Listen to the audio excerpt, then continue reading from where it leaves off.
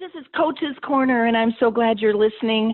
I have the great privilege of interviewing Sheldon Spiegel today, who has spent more than 2 decades as a Floyd Wickman trainer and coach. You know, there's nobody better at teaching Floyd's material and running a classroom. With his quick wit and unique delivery style, Sheldon easily turns learning into fun. He is fun. Now, as an R-squared coach, he's probably made some observations, knowing him, about our industry and the actions that agents need to take to maintain focus, to hit their goal, and to do so in spite of the adversities that have been going on around our country these last couple of months. So, Sheldon, welcome. Thank you so much for agreeing to do this with us today. Sure, Mary. Thanks for inviting me. Yeah. Well, I'm just curious if you could tell our listeners about your relationship with Floyd. What's it like to know Floyd Wickman personally? Well, I'll tell you, it reminds me very much of my father when it comes to style. Yeah. I've told him that a number of times over the years, and I've learned so much from him. But a professional mentor, personal mentor, and so it's been one heck of a ride for the last couple of decades or more. What's he like? Floyd? Yeah. What is it like knowing him? What kind of guy is he? Down to earth. Somebody you want to have a drink with. Somebody you can talk with. Somebody who can, I guess, cut through a lot of blather and get right to the point. In other words, if there's a lot of stuff swirling around, he's the guy that'll cut through it all and sum it up in a sentence.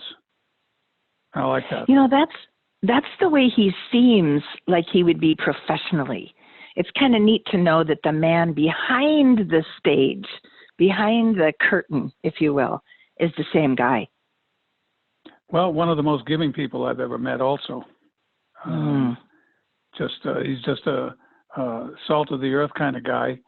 Give you the shirt off his back, and would move mountains for you if he could. Wow. What is it that you think makes Floyd's material so timeless? I mean, it's certainly timely with what's going on with COVID-19 and, you know, people restarting or having stopped or whatever, but also timeless because it doesn't seem to go out of style. Well, yeah, I'm reminded of the Greek saying, fortune favors the bold. And Floyd has always stepped up, taken the first step, failed at everything he's ever tried before he ever succeeded. That's the type of person that succeeds, not the person that cowers and says, I don't want to do it, can't do it now, now's not a good time. Floyd he always just stepped up, and fortune favored him. Yeah, that's true. And so you taught the live program for many, many years, and you still are teaching that, but you've really developed and been working on developing your coaching skills more recently. What makes coaching different from live instructor-led training? Well, I think teaching and coaching are a little bit different, yet they're a lot the same. I think training is teaching people what to do and how to do it, and coaching is keeping them on the track because they know what to do and they know how to do it. The question is, are they doing it? And I think that's what a coach is for. I think a coach is to keep people on the track.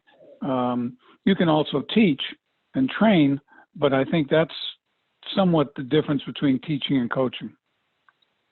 And our Floyd Wickman coaching program is called R Squared. Talk about that. Why do you think it works? What is it?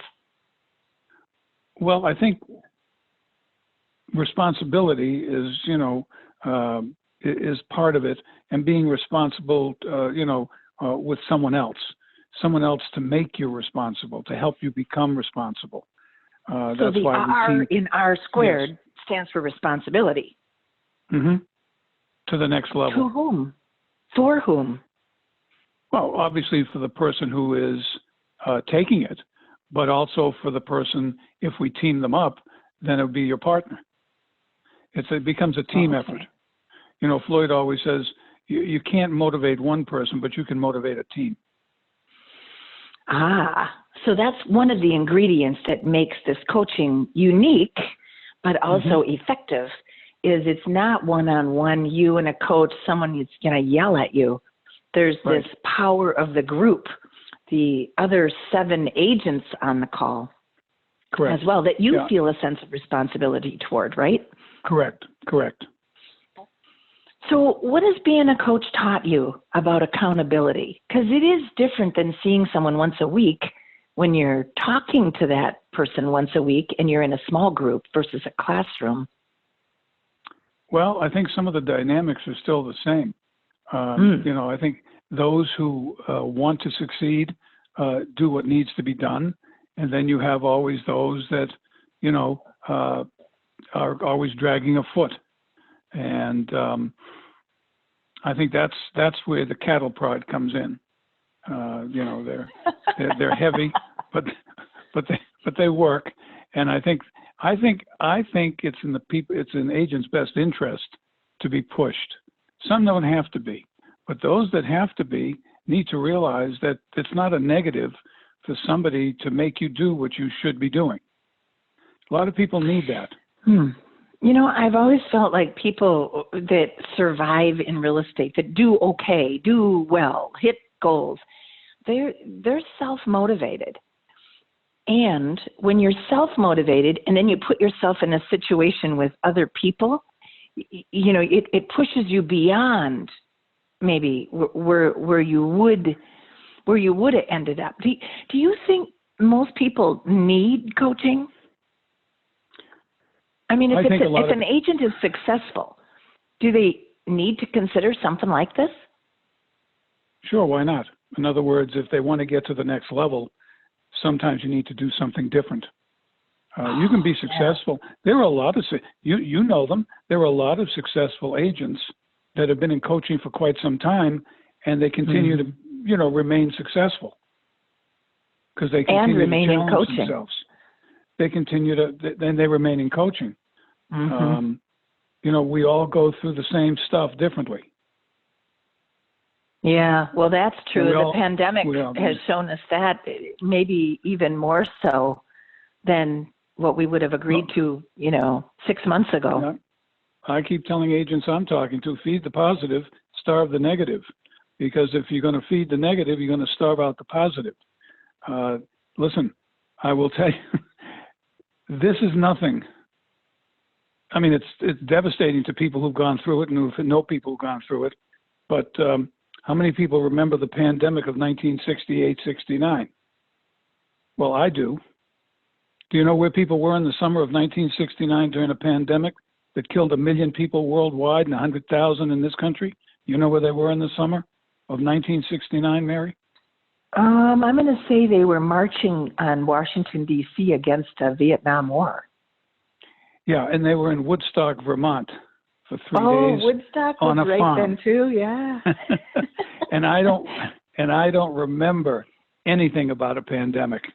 I don't remember. There was nothing shut down. It was life as usual. Wow. Now, it was the 60s and close to 70s, and they say if you can remember those years, you didn't do them right. Well, what happened for people during this pandemic, Shel? I mean, how have your coaching students performed? They're still there. You know, again, you have those that are doing well. It's like your daily business as usual with an asterisk. And when I asked all of them in the beginning, tell me what you feel, and they said it's business as usual. That's how they feel. Yeah. You know, you have to go by the rules of your state. In my state, real estate was an essential. In some other states, it's not. So you got to go by the laws, but there's nothing that stops you from prospecting. There isn't one law that says you cannot call people. And I said, do what you can do. Stop worrying about what you cannot do. Well, we cannot do this and we cannot do that. We'll stop it. Stop it. Well, I know Manhattan, you can't cold call, but I don't think people are cold calling anyway. No. There's there's no rule that says you can't call people and check on them. Call people that you That's know. right. Call your book of business. You're absolutely right. None in the country. You got a fun story for us? Have I got a fun story? Yeah. What have I been giving you for the last few minutes? Several fun stories.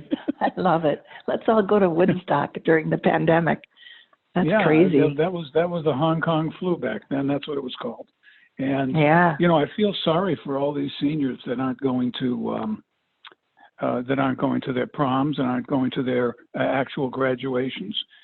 yeah. But I will tell you, back in the 60s, when I was graduating high school and college, people were, for the summer, going to Vietnam. I mean, when you put things in perspective, things are a little different. We had the draft back then. And I will tell you, that's where people went for graduation. They went to Vietnam.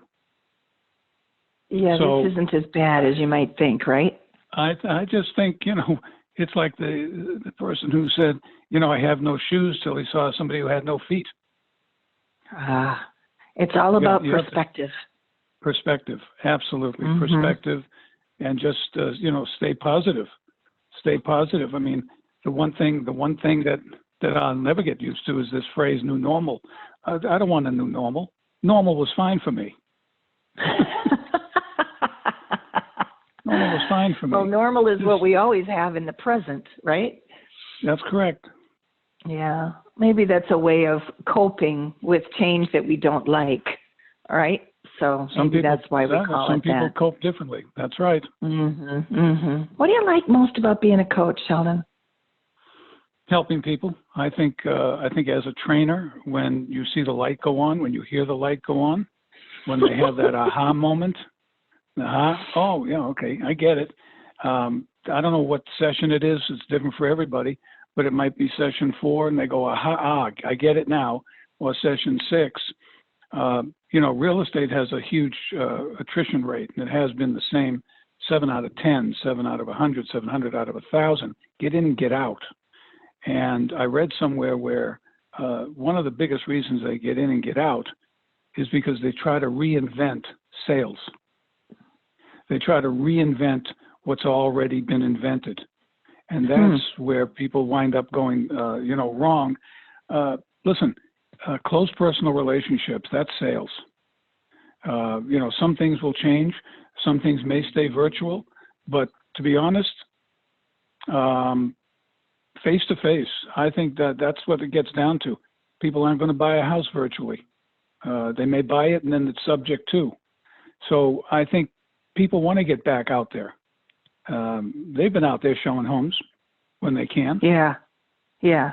So a lot of places have. This too shall pass. Starting to open up now again. So we'll see. Yeah, yeah. And be hopeful and be positive. Stay positive. Be positive. Love that.